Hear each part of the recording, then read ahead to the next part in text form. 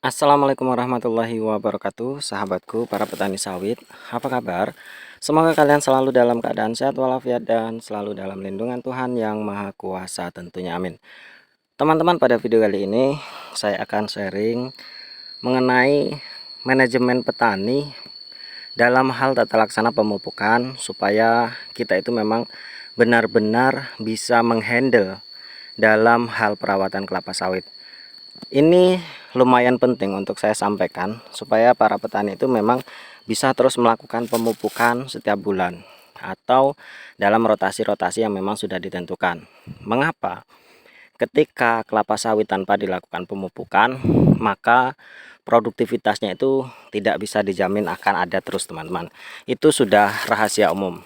Ketika kita tanam sawit tanpa melakukan pemupukan yang benar, maka hasil produktivitasnya itu akan menurun. Meskipun itu benih unggul, teman-teman, masih tetap ketika memang jarang dipupuk atau tidak dipupuk sama sekali, maka pertumbuhan dan perkembangannya itu akan sulit untuk bisa produktif. Itu sudah pasti terjadi. Banyak sudah contohnya, teman-teman, kebun-kebun yang tanpa dilakukan pemupukan yang baik dan benar, itu hasilnya kurang memuaskan. Dan tentu kita jangan sampai atau sebisa mungkin menghindari hal tersebut. Jangan sampai kebun yang kita miliki ini, tanah yang kita miliki ini tidak produktif. Karena teman-teman, kebun kelapa sawit ini potensinya lumayan cukup besar untuk membuat keluarga kita sejahtera. Karena yang pertama, produktivitas dari kelapa sawit ini lumayan banyak. Kemudian harga sawit juga lumayan tinggi, dan tentunya kita sebagai petani sawit harus cerdas dalam menyikapi hal ini. Bagaimana caranya kebun yang kita miliki ini memang benar-benar produktif, jangan sampai terbengkalai. Itu yang selalu saya gaung-gaungkan kepada teman-teman semuanya, selalu memotivasi, selalu memberi semangat dengan contoh bukti nyata kebun saya yang ini varietas BL1, usianya 14 bulan dan alhamdulillah sudah berwujud. Ya, kalau menurut saya ini sudah maksimal. Yang saya lakukan, saya terus melakukan pemupukan rotasi 1 bulan sekali, meskipun dalam jumlah dosis yang kecil, teman-teman. Tapi kalau saya ada uang lebih, tentu dosisnya saya naikkan, dan itu terus saya lakukan per setiap bulannya, kecuali di musim kemarau, teman-teman. Ya, itu adalah force majeure atau keadaan yang tidak bisa kita hindari, atau bencana alam lah, kira-kira seperti itu. Dan tentunya teman-teman, kita sebagai petani harus memiliki manajemen yang baik dalam tata kelola berkebun kelapa sawit yang baik dan benar. Ketika sawit TBM seperti ini, tentu modal awal, kemudian persiapan mental, dan itu harus sangat-sangat kita persiapkan. Jangan sampai sawit yang sudah kita tanam kita biarkan terbengkalai, kemudian tidak terurus, yang seharusnya bisa kita panen dalam jangka waktu 2 tahun akhirnya molor menjadi 3 tahun, 4 tahun, 5 tahun baru kita bisa menikmati hasilnya. Tentu waktu yang lumayan lama itu sangat-sangat merugikan bagi kita ketika memang kita tidak bisa mendapatkannya dalam jangka waktu yang singkat. Maka dari itu petani harus bisa memilih varietas apa yang bisa berbuah cepat, kemudian disesuaikan dengan kondisi lahan kita, kondisi yang ada di lapangan. Tentunya teman-teman, ketika kita dihadapkan dengan varietas-varietas dengan keunggulan-keunggulannya, maka kita harus kejar, harus kita dapatkan keunggulan-keunggulan yang memang sudah ditampilkan oleh varietas-varietas yang kita tanam. Itu teman-teman. Dan jangan salah tata laksana ya, seperti salah jarak tanam, kemudian salah penggunaan benih dan lain sebagainya, salah proses pemupukan, itu harus kita pelajari betul. Nah, manajemen inilah yang harus kita pelajari, bagaimana caranya kita benar-benar memahaminya dan kita laksanakan, kita praktekkan di kebun kita, sehingga kebun kita ini memang benar-benar nanti hasilnya produktif. Kemudian teman-teman, setelah sawit kita sudah menghasilkan TM1, TM2, TM3 dan seterusnya, itu kita harus bisa memanajemen keuangan kita. Kita sudah merasakan hasilnya, kita sudah merasakan nikmatnya menjadi petani sawit, dan kemudian kita mendapatkan hasil berupa ya kesejahteraan seperti itu. Nah, jangan sampai teman-teman kita itu ingat panen tapi lupa memupuk. Nah, itu yang sering terjadi terhadap petani-petani kita.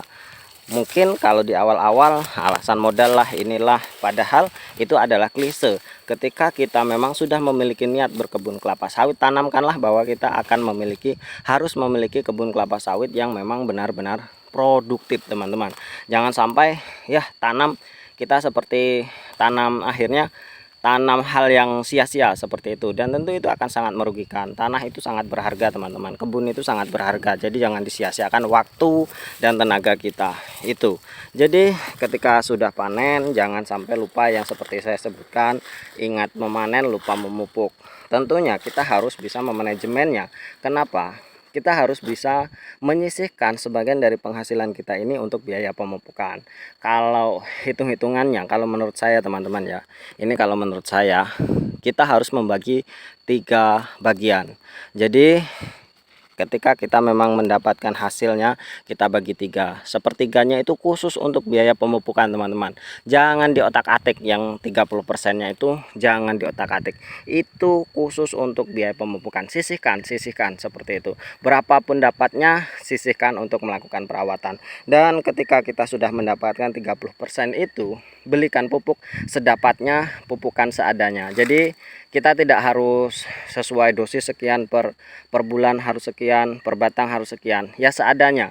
Nanti kalau tonasenya meningkat, tentu nanti hasil pemupukannya juga akan meningkat. Nah, itu yang harus kita tanamkan. Jadi ya kita jangan dipatok harus 1 kilo per batang, 2 kilo per batang, tidak usah. Yang penting 30% dari penghasilan kita itu untuk biaya pemupukan. Misalkan kita mendapatkan 1 juta, nah 300 itu kita belikan pupuk lalu kita tebarkan seberapa pun dapatnya. Nah, yang 30%-nya lagi untuk apa? Ya untuk biaya rumah tangga dan lain sebagainya.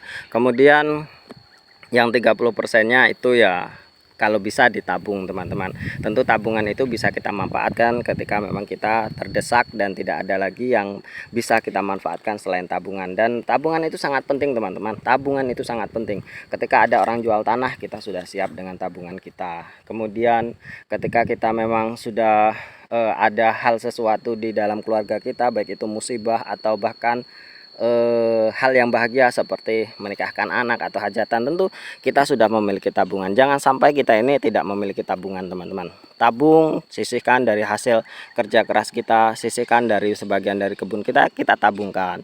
Tentu ketika kita sudah memiliki tabungan yang banyak, hidup kita itu akan tenang, teman-teman. Jadi kita tidak takut sakit, tidak takut miskin atau tidak takut nanti ada hal-hal yang tidak kita inginkan ketika kita memang memiliki tabungan. Nah, ketika kita tidak memiliki tabungan, tentu stres kita akan semakin menjadi-jadi. Takut nanti kalau sakit kita tidak punya biaya ke rumah sakit dan seperti itu dan lain sebagainya. Jadi ketika kita memiliki tanah, benang merahnya apa? Ketika kita memiliki tanah, ya kita harus bisa memanfaatkannya secara maksimal, kemudian kita bisa menabung untuk kebutuhan atau untuk masa depan kita. Itu, teman-teman. Mungkin hanya ini, semoga bermanfaat. Terima kasih atas perhatiannya. Wassalamualaikum warahmatullahi wabarakatuh.